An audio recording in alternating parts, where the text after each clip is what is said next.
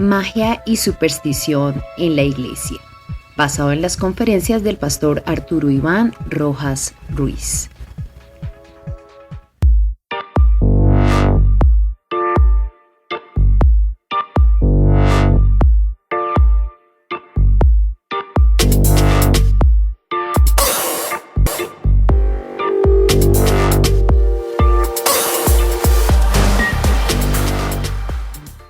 Recordemos qué es la actitud mágica.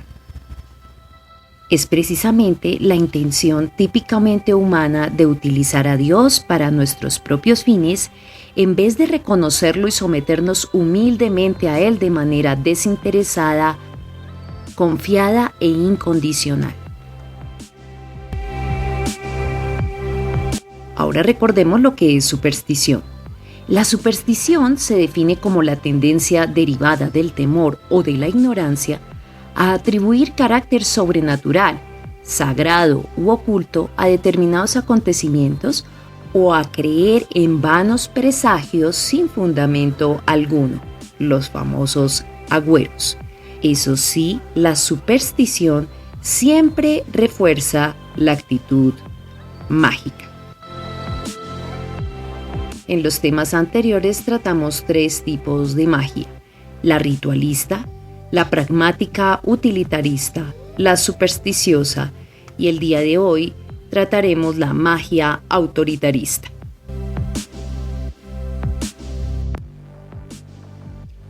La magia autoritarista, como su nombre lo indica, tiene que ver con autoridades y su uso. De ella podemos decir que es un tipo de magia supersticiosa, en la cual muchas veces se hacen declaraciones ligeras por parte de autoridades que no miden el alcance de sus palabras. Y esto se hace ya sea de una forma consciente o también inconsciente. El caso es que de todas formas se imparten enseñanzas equivocadas que hacen que las personas se lleven falsas impresiones de las verdades espirituales.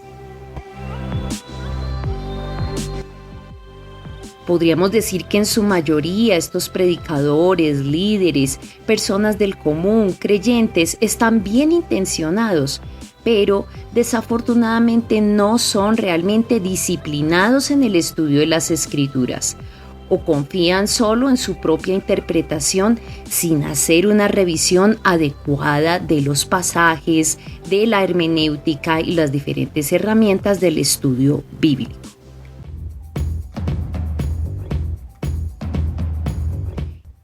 Y precisamente por esta falta de guianza del Espíritu Santo, de capacitarse adecuadamente, muchas veces sin proponérselo refuerzan la actitud mágica. Esta la vemos representada en varios elementos que trataremos a continuación. 1. Dogmatizando sobre asuntos que no conocen lo suficiente y aprovechando sus investiduras de predicadores, dan a entender que esa es la última verdad, es decir, fuera de su concepto no hay ningún otro, y se dogmatizan sobre aspectos que son solamente posturales. Un segundo aspecto en el que vemos representada esta magia autoritarista es cuando se trata de interpretar la enfermedad en términos simplistas. Muchas veces hemos oído que la enfermedad es consecuencia del pecado, y eso es cierto. Teológicamente es correcto que la enfermedad entró al mundo por el pecado, pero también es cierto que toda la Escritura contiene la verdad. Y tenemos que saber que según lo relatan las Escrituras, la enfermedad es multicausal, pero ellos toman la enfermedad solo como el castigo divino, y eso hace que muchos creyentes empiecen a tener sentimientos de culpa, hecho que lo que hace es agravar precisamente su situación de salud. Y es que a veces se desconocen o se olvidan historias como la de Job. Si la leemos con detenimiento, sabemos que era un hombre justo y su enfermedad no es actual. También vemos otros ejemplos en los que Dios permite incluso la muerte, como en el caso de Lázaro, porque quería mostrar su gloria a través de lo que él quería hacer. De este modo, la enfermedad no puede ser interpretada de estos medios simplistas, sino que tenemos que recordar que, entre otras, las causas de la enfermedad pueden ser: 1. El pecado.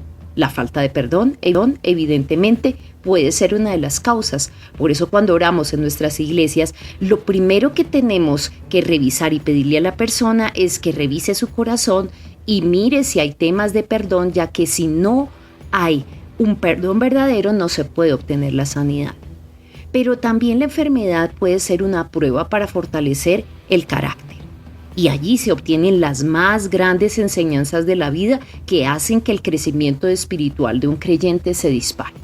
Otro aspecto es que Dios quiere simplemente manifestar su gloria, como ya veíamos en el caso de Lázaro, o en otros, que Él quiere mostrar su poder y darnos a entender que Él es el Dios de toda la creación y tiene control sobre todo.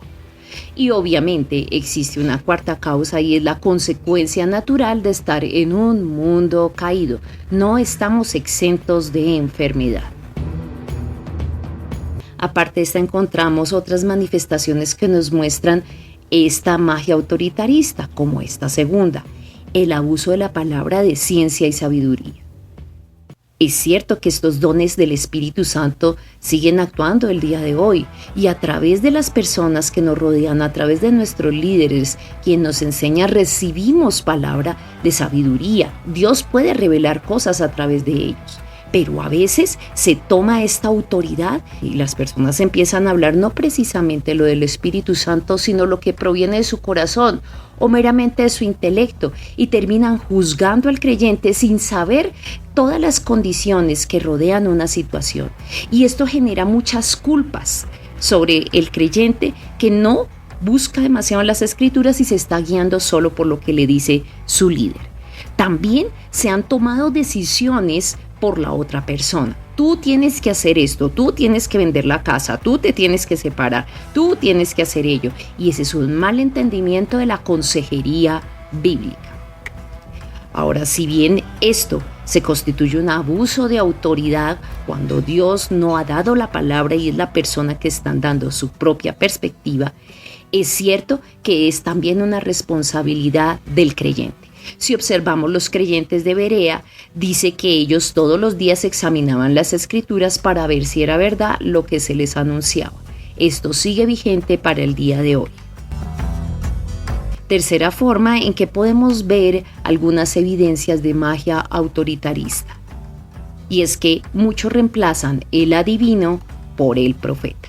La profecía es un don maravilloso en el que Dios, con un propósito particular, entrega una palabra o abre la ventana para que podamos ver algunas cosas más de propósito.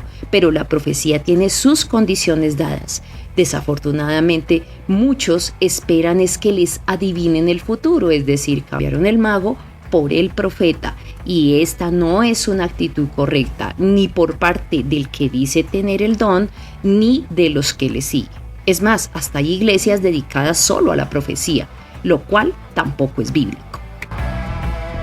Y entramos a la cuarta y una de las más peligrosas formas de magia autoritarista, que la hemos visto cundir por toda nuestra América Latina en especial, y es la de la teología de la prosperidad, en la cual hay un mal entendimiento del dinero.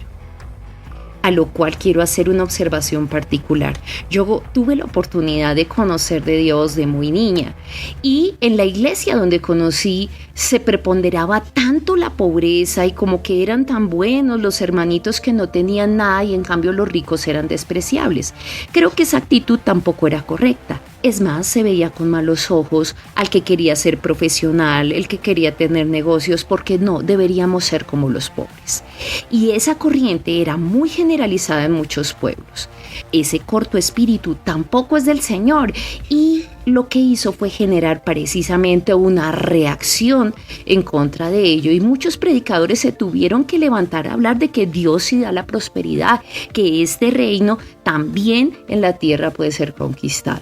Eso estaba bien, pero desafortunadamente muchos se desbocaron y se fueron a la línea totalmente contraria. Y hoy con los efectos televisivos masivos y eventos, lo que hacemos ver es un efecto desmedido y una fuerza y un amor por el dinero que no corresponde al espíritu bíblico. Esta teología nos ha mostrado que el dinero, las posiciones y los pactos es lo más importante en la iglesia, contrario a la enseñanza bíblica de Jesucristo. Para ellos el dinero es una muestra de la aprobación por parte de Dios. Eso quiere decir que si tú no estás en abundancia económica, si tienes deudas, si tienes alguna dificultad, es porque muy seguramente estás en pecado. Esa es una presunción que no es correcta. Si bien sí pueden haber ataduras espirituales que hacen que las personas mantengan su economía atada, no quiere decir que se pueda juzgar todos los casos por este aspecto. Posiciones. Se menosprecia a quien no es poseedor de abundantes bienes o que no es influyente socialmente porque tenemos que ganar entre comillas el mundo, porque tenemos que implantar el reino, porque somos reyes y princesitas. Eso no es bíblico. Jesucristo nos enseñó que el que quiera ser el más grande aquí tiene que ser el menor. En ningún momento se habló de que estas fueran las posiciones y en cambio sí hay muchos ejemplos bíblicos que nos muestran el problema que se da cuando preponderamos la posición de algunos y el menosprecio de otros. Pactos. Este es un tema bien controversial porque muchos han vuelto los pactos simplemente un tema de dinero. Y si entendemos los pactos bíblicamente y todas las formas dispensacionales que hay respecto a ellos, realmente la connotación económica no es como la muestran estos predicadores. En ellos se compromete a sus feligreses a dar unas cifras de dinero asegurando la respuesta por parte de Dios. ¿Quieres tal cosa? Pacta. Eso es literalmente, aunque a muchos no les guste lo que voy a decir, agarrar a Dios como si fuera un Buda y rascándole la barriguita para que entonces le dé lo que él quiere. O frotar la lámpara de Aladino para que entonces el genio de la lámpara diga, sí, amo, yo te doy lo que tú quieres. Dios no está a nuestro servicio.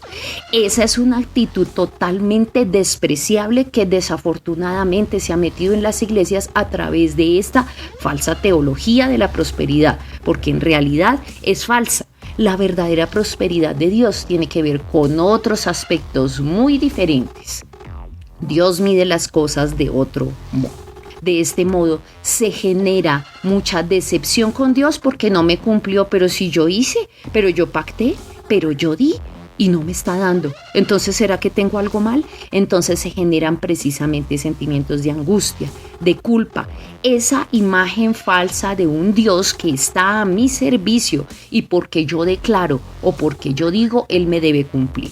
Si bien es cierto que la palabra dice que nosotros debemos declarar, es claro que las declaraciones obedecen a que debemos recitar su palabra y que es voluntad de Dios cumplirlo o no, pero no podemos hacernos falsas expectativas ni pensar que Él esté obligado o que somos nosotros por unas palabras las que tenemos el poder para transformar asuntos de la vida. No somos nosotros, es el poder de Dios a través de nosotros cuando nuestra voluntad está alineada a sus propósitos y cuando en nuestro corazón no hay vanagloria ni otros sentimientos. Ahí sí, Dios responde. Es que al margen de todo esto, se olvida que no se trata solamente de lo que se dice, sino lo que se es. Hay que revisar muy claramente el estilo de vida, tanto del predicador como la persona que busca aquí respuestas. Entonces, para concluir esta parte, es importante que recordemos lo siguiente.